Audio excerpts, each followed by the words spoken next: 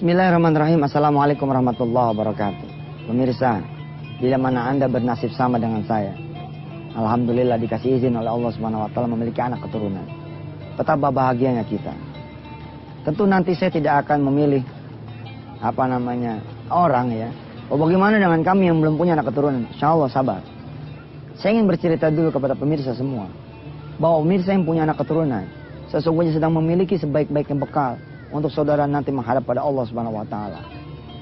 Anak-anak saudara bila mana saudara didik untuk berdoa untuk saudara. Anak-anak saudara bila mana saudara didik untuk taat beribadah. Di antaranya mengaji Al-Qur'an, menghafalkan Al-Qur'an. Salat di masjid, di mana langkahnya panjang karena salatnya di masjid. Dia rajin berderma dengan hartanya. Maka Masya Allah, kita mati pun insya Allah tenang. Karena akan ada asupan amal soleh dari kita punya anak keturunan. Ustadz, sebentar.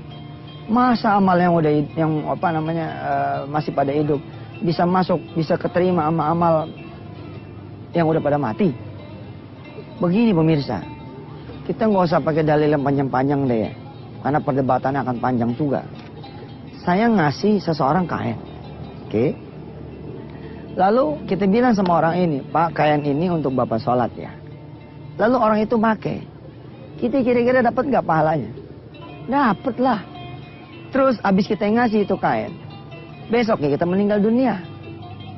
Ternyata si bapak yang tidak tahu kita meninggal dunia pun masih melekat kain itu dipakai oleh dia. Kira-kira kita yang udah mati ini masih dibagi nggak tuh amal dari kain yang kita kasih yang dipakai sama orang itu sholat? Masih. Apalah lagi anak kita. Kita biayain anak orang lain mengaji. Kita biayai orang lain tuh punya anak pesantren. Lalu anak ini ya mengaji, taat, soleh, bahkan menjadi guru, menjadi ulama, menjadi kiai. Kita kira-kira dapat tidak? Apalagi kemudian anak kita yang kemudian kita didik dengan fisik kita. Kita biayai dengan uang kita. Tentulah kita akan mendapat lagi lebih banyak pahalanya. Masya Allah. Dan saya mengingatkan kepada saudara yang sudah punya anak keturunan. Seperti saya, alhamdulillah saya punya anak 5 pemirsa. Wirda, Kumi, Kun, Hafiz, dan Aisyah. Saya berusaha mengajarkan kepada anak-anak saya ini. Kalian tuh mesti banyak berdoa. Doain papa, doain mama. Jangan masih hidup aja papa udah lupa didoain. Apalagi ntar papa mama udah pada mati. Ajarkan anak kita berdoa. Rabbi firli wali walidayya warhamhuma kama rabbayani shaghira. Ajarkan anak kita kemudian ya mendoakan kita supaya lepas dari azab, dari siksa kubur, dimudahkan di padang mahsyar, dimudahkan nanti di hari hisab. Betul pemirsa. Deposito kita tidak akan menyelamatkan kita kalau kita tidak pakai itu deposito untuk buat perbuatan yang baik. Anak kita insya Allah adalah anak yang sebaik-baiknya bekal buat kita. Kalau kemudian kita mendapati anak kita menjadi anak yang saleh, anak yang berbakti. Apalagi kalau kemudian anak saudara adalah seorang penghafal Al-Quran. Masya Allah. Ya, diajarkan oleh kita dia menjadi imam. Diajarkan oleh kita dia menjadi muadzin. Kita ajarin dia nih azan. Masih kecil kita ajarin azan. Allahu Akbar, Allahu Akbar. Allahu Akbar, Allahu Akbar. Ketika kita dikubur, anak kita berdiri menjadi muadzin. Wah, subhanallah. Orang kemudian datang bergegas, berbondong-bondong menuju masjid. Pahalanya menjadi pahala muadzin sajakah? Tidak. Pahalanya pun menjadi pahala kita orang tuanya. Masya Allah. Ajarkan anak kita mengajarkan Al-Quran. Alif, patah, alif, bawai, alif, doma, a, i, u. Lalu ada orang lain yang belajar sama anak kita. Kita pun yang sudah meninggal dunia bakal dapat pahala. Yang paling merugi adalah yang punya anak keturunan, tapi dia tidak mendapati doa dan amal soleh dari anak keturunannya. Sampaikan rekaman ini, sampaikan kajian ini kepada siapa yang ingin memetik pelajaran. Bila mana dia punya anak, ajarkan anaknya doa, ajarkan anaknya beribadah agar mengalir pahalanya buat dia. Hatta nanti dia sampai dalam kuburnya. Dan ingatkan mereka-mereka yang punya anak keturunan. Jangan sampai kemudian dia meninggalkan anak keturunan yang bahkan dia untuk berdoa bagi dirinya sendiri, untuk beribadah bagi dirinya sendiri pun dia tidak mau. Innalillahi wa inna ilaihi raji'un. Mudah-mudahan saya mendoakan bagaimana saudara-saudara yang punya anak keturunan yang saleh-salehah. Lalu bagaimana dengan mereka tidak punya anak keturunan? Insya Allah kita akan bahas di lain yang waktu. Kita sudah belajar bahwa sebaik-baiknya ketika kita memiliki anak keturunan adalah ketika anak keturunan kita mampu berdoa, mendoakan kita. Baik ketika kita hidup, apalagi ketika kita nanti sedang menghadap pada Allah Subhanahu wa taala. Dan sebaik-baik anak keturunan adalah anak keturunan yang taat beribadah kepada Allah agar tidak menjadi beban kita pada saat kita nanti mati. Lalu kemarin ya, di pertemuan yang lalu atau di rekaman yang lalu ada pertanyaan, bagaimana dengan kami yang tidak punya anak keturunan? Alangkah ruginya kami yang tidak punya amal soleh berupa anak keturunan. Karena katanya salah satu bekal yang baik adalah anak keturunan. Ketika kita sudah di alam kubur, anak kita menjadi imam sholat. Imam sholat ini mendapatkan pahala dari makmumnya. Dia mendapatkan pahala dari kebaikan-kebaikan imamnya. Lalu didapat juga bukan oleh sang imam, tapi oleh orang tua sang imam. Mereka yang punya anak menjadi muadzin. Di pembahasan yang sudah lalu kemudian ada pembahasan bahwa yang mendapatkan pahala bukan cuma anaknya yang menjadi muadzin saja. Tapi kemudian orang tua yang menjadi muadzin itu anaknya pun dapat. Bagaimana mereka-mereka yang punya anak keturunan menjadi pejabat-pejabat yang saleh, menjadi pimpinan-pimpinan yang jujur. Maka yang mendapatkan pahala bukan cuma anaknya itu, tapi juga orang tuanya. Terus bagaimana dengan anak-anak keturunan? Ya, bagaimana dengan orang tua yang tidak punya anak keturunan? Sebenarnya menggampang. Bagaimana gampangnya?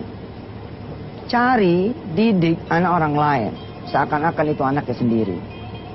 Jadikan anak-anak itu bisa mendoakan orang tua mereka. Bila mana kemudian anak-anak itu mendoakan orang tuanya, insya Allah akan menghadiahkan doa itu untuk Anda semua yang sudah menjadikan anak itu soleh karena biaya Anda. Jadikan anak-anak itu bisa baca tulis, baik itu baca tulis Latin, apalagi baca tulis Al-Quran. Ajarkan anak itu bisa memiliki sendiri penghasilannya, lalu menghidupi keluarganya dengan penghasilan dia. Ajarkan anak-anak itu kemudian menjadi orang-orang yang berguna, orang yang bermanfaat, sehingga ketika dia menjadi orang yang berguna dan bermanfaat, maka apa yang menjadi kegunaannya, apa yang menjadi manfaatnya, itu juga akan mengalir kepada saudara semua. Lalu, tapi kan Ustaz tidak seperti anak keturunan sendiri, ya memang.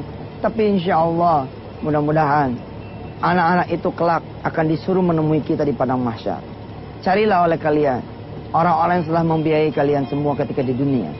Carilah orang-orang yang ketika di dunianya memberi kalian pakaian. Carilah orang-orang yang ketika di dunianya kalian itu diberikan makanan dan minuman. Carilah orang-orang yang ketika di dunianya dengan rezekinya kalian menjadi orang-orang yang pintar, orang yang bermanfaat. Aku buka pintu surgaku untuk mereka semua.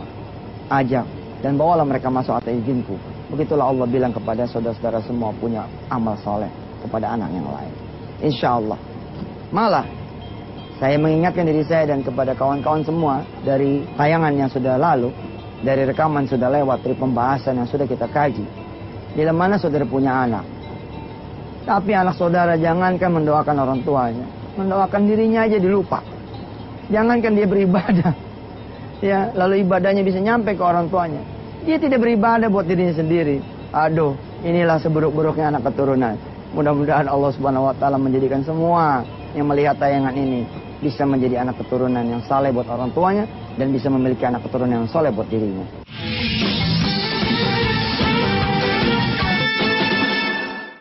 Pemirsa yang dirahmati Allah, dari beberapa edisi saya mengajak saudara untuk menikmati pemandangan alam yang luar biasa. Ini gunung apa namanya? Gunung Tidore, subhanallah. Di belakang ada pulau apa? Pulau Mare. Nanti ada pulau lagi yang disebut dengan pulau Matara, Mayatara. Tempat di mana duit ribuan itu berada. Keindahan yang Allah tampakkan buat kita ini di dunia nggak ada apa-apanya dibanding keindahan apa yang nanti Allah akan sajikan buat siapa-siapa yang kemudian nanti masuk surganya Allah. Mala ainun ra'at wala udhunun sami'at. Nggak pernah kata Rasulullah surga itu bisa dibayangkan oleh mata, dibayangkan oleh pikiran. Pasti lebih bagus surga itu dari apa-apa yang kemudian kita nikmati di dunia ini.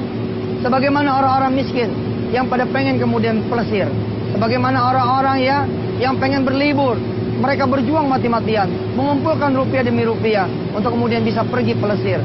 Sebagaimana itu pula mestinya orang-orang yang hidup. Dia siapkan bekal sebaik-baiknya bekal untuk menikmati surganya Allah Subhanahu wa taala. Kalau pengen surga